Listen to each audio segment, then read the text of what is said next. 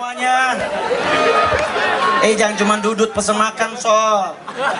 Jangan cuma duduk pesen sekalipun minum doang. Tapi saya udah pesen minum dari tadi belum datang. Jadi dimaafkan, masih suasana lebaran.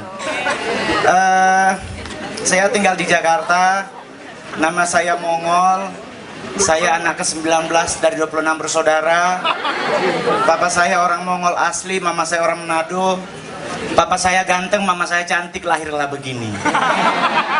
Jadi, tapi saya bersyukur dengan muka yang seperti ini. Jujur saya tadi udah masuk masih agak sempat dicegat sama satpam. Udah pesen nomor berapa, meja nomor berapa. Karena memang dilihat dari segi muka nggak meyakinkan orang ini buat acara di sini. Jadi karena saya tadi pakai celana pendek, jadi dipikir mau ngapain nih orang, ditanya. Mau kemana? Oh mau ngeliat doang. Ada urusan apa? Saya cuma pakai satu nama orang, namanya saya mau ketemu Panji. Oh di belakang. Baru diizinkan. Dan dia mungkin agak percaya karena saya pakai gelang emas. Kalau jujur di Jakarta kalau saya nggak pakai aksesori saya susah untuk ketemu orang. Jujur di Jakarta angkutan yang paling ramai adalah busway. Saya naik busway Jakarta kalau dari jam 4 sore sampai jam 7 malam itu padat. Sepadat-padatnya busway di Jakarta, dikala saya masuk dalam busway, kosong area saya. Jujur. Kalau cewek-cewek pulang kantor bawa tas langsung kempit sob. Serius. Kenapa? Karena mereka berpikir ini tukang copet. Jadi ada lagi pengalaman yang terlucu. Saya diundang acara di satu hotel di daerah Mega Kuningan. Saya jadi pembicara di acara gereja tersebut. Saya kebetulan beragama Kristen. Agama nggak penting buat kita dibahas, tapi saya agamanya Kristen. Saya diundang jadi seorang pengkhotbah di situ. Yang ada apa aja? Saya datang ke dalam hotel, masuk di pintu pertama, saya langsung dipanggil sama satpam. Kenapa? Saya dulu jenggotan. Jenggot saya sama kayak Pepi. Di Kepang. Kita punya salon yang sama buat ngepang jenggot. Waktu itu lupa jenggotnya dikuncir, kebuka. Pas masuk hotel, satpam langsung ngomong begini, mau kemana? Oh saya mau ke gereja. Nggak mungkin, muka situ muka jihad. Dan jujur kalau saya nggak pakai kacamata, preman sob. Preman. Dan akhirnya saya diajak ke pos satpam. Saya ditanya agama apa, agama Kristen. Benar, sumpah. Kenapa Pak? Muka nggak meyakinkan Kristen. Bisa doa Bapak kami? Bisa Pak. Itu dalam tas apa? Alkitab Pak. Bisa dikeluarkan? Bisa. Harusnya kan tinggal dibuka begini kan? Ama satpamnya enggak. Dipakein itunya sob. Dipikir bom buku. Setelah saya selesai berdoa, saya dinyatakan lulus. Oke silakan Pak. Tapi mulai besok jenggotnya diikat. Dan saya adalah satu-satunya orang Manado yang berjenggot. Tapi jujur kalau ada orang Manado di sini ditanya yakin nggak saya orang Manado, dia pasti nggak yakin. Karena biasanya ciri-ciri orang Manado putih, hidungnya mancung dan cakep. Kalau cowok, kalau cewek pasti cantik. Dan itu terbukti di Jakarta setiap saya ketemu siapapun ditanya orang mana bos? Orang Manado. Najis, nggak mungkin. Kenapa? Karena mereka nggak percaya. Pasti lu orang Batak. Kenapa? Muka lu kayak bodat. Tahu bodat artinya?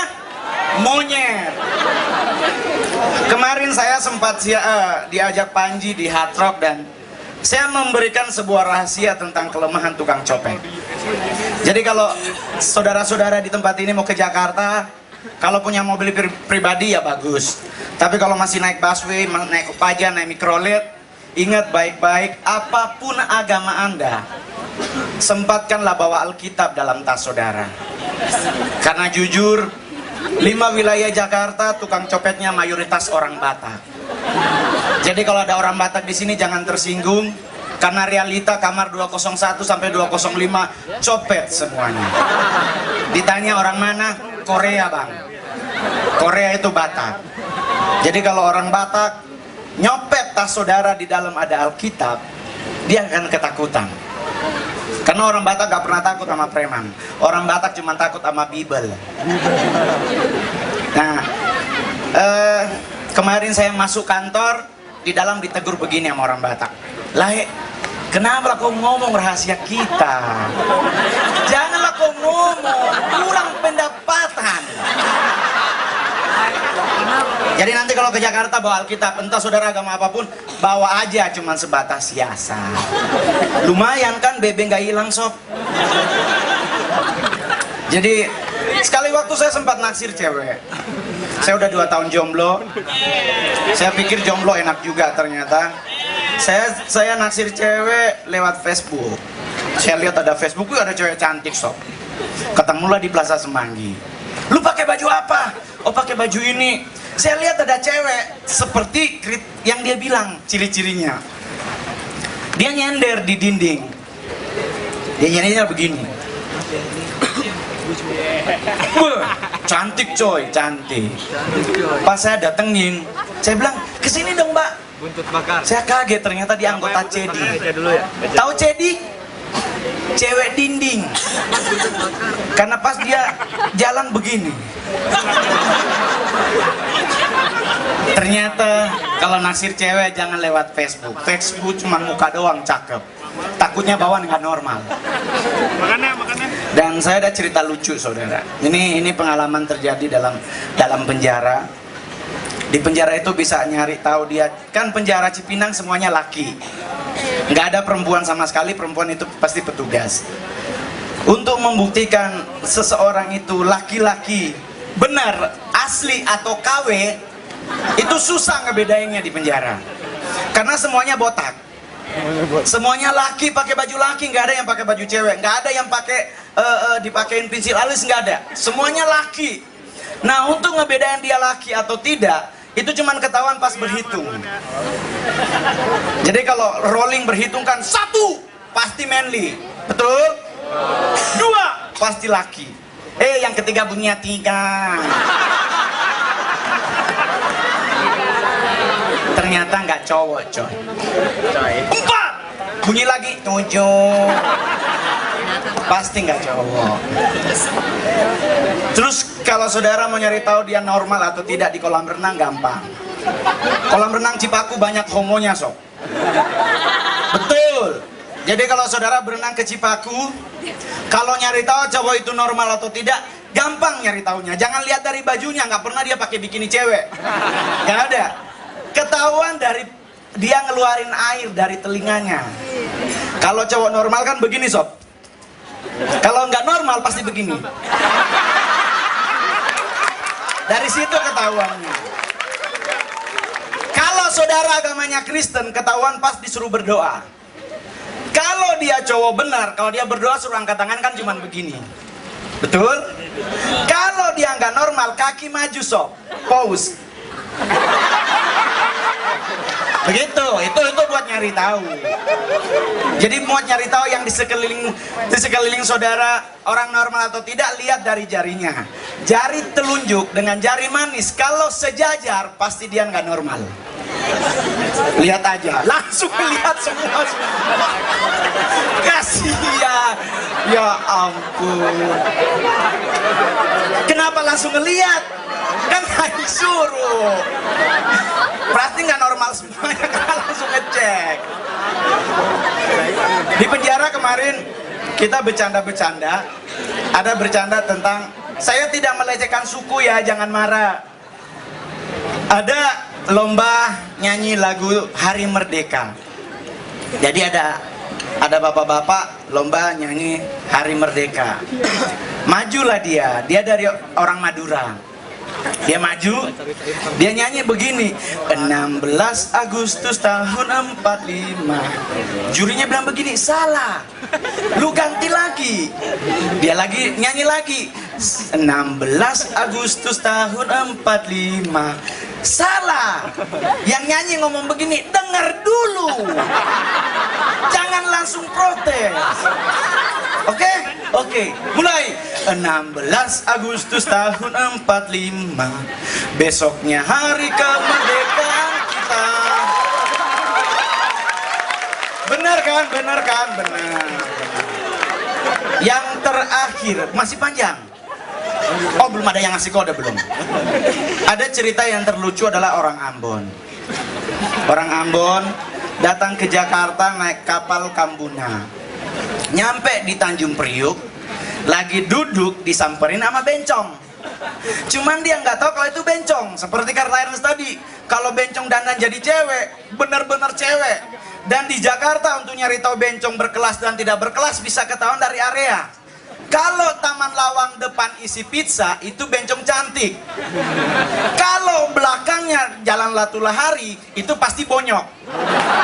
Karena mereka sembunyi di bawah pohon. Nggak enak sob, kalau keluar ternyata bopeng. Kalau yang dekat masjid, itu yang telanjang. Nah, yang telanjang kalau saudara mau ke Jakarta, patung-patungan aja sob, mau ngerjain bencong. Saya punya trik buat saudara. Nanti kalau ke Jakarta, kumpulin berenam, patung-patungan satu orang 100.000. Sewa mobil patroli polisi 1, mobil buat nangkep orang 1. Jam setengah 1 malam nongkrong aja di Taman Menteng. Jam 1 jalan coy.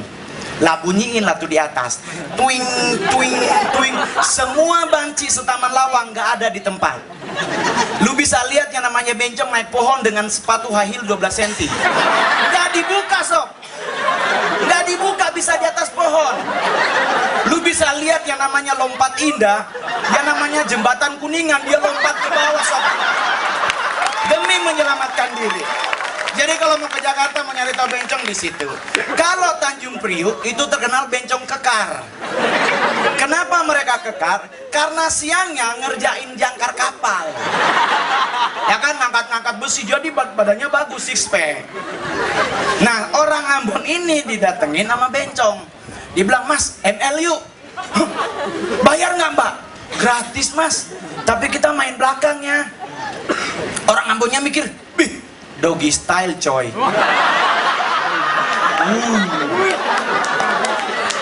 Orang Ambon udah kesel dengan tua ngalah doggy style. Sip. Pergilah mereka ke hotel, dapat hotel murah di Jakarta. Di Jakarta ada satu hotel yang murah sekali, harganya 25.000 3 jam. Nggak dikasih minum, dikasih kondom. Adanya di sebelah rel kereta, kereta lewat, lu berdua jatuh. Jangan marah, sesuai harga sob. Ya kan? Udahlah, mereka ML. Terjadi yang namanya main belakang. Orang Ambon udah kesenengan kan, udah mau keluar, tangannya orang Ambon jatuh ke sini. Orang Ambon bilang begini, "Tua ngalat tete manis, beta pe burung pindah di depan."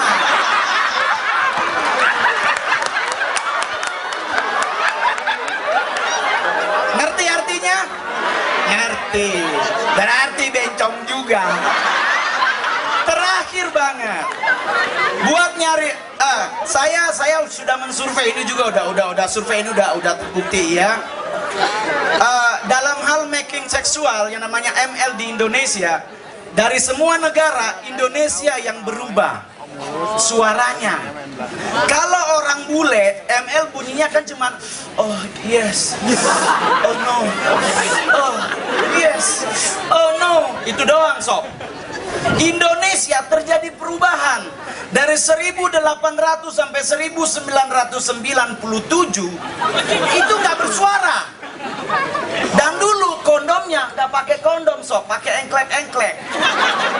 Engklek-engklek kursi kecil, kalau bapak udah gemeter ditendang, pom, copot. Nggak hamil sob. Nah, jadi setelah 1997 masuk ke 2000 terjadi perubahan suara. Jadi dulu kalau cewek ML sama suaminya, dia kan diam kayak gedebong pisang. Setelah 1997 sampai 2000 berubah sob suaranya. Nggak lagi oh bang, oh enggak. Nanyanya cuma satu, "Udah keluar bang?" Yang paling berisik dalam ML cuma orang Cina. Maaf Ernest, kita sama-sama orang Cina. Orang Cina dari zaman dulu sampai sekarang berisik kalau ML. Gak percaya, ke Jakarta di stadium ada hotel. Nah lu denger orang Cina ML bunyinya laila. Ya, terima kasih gue Mongol.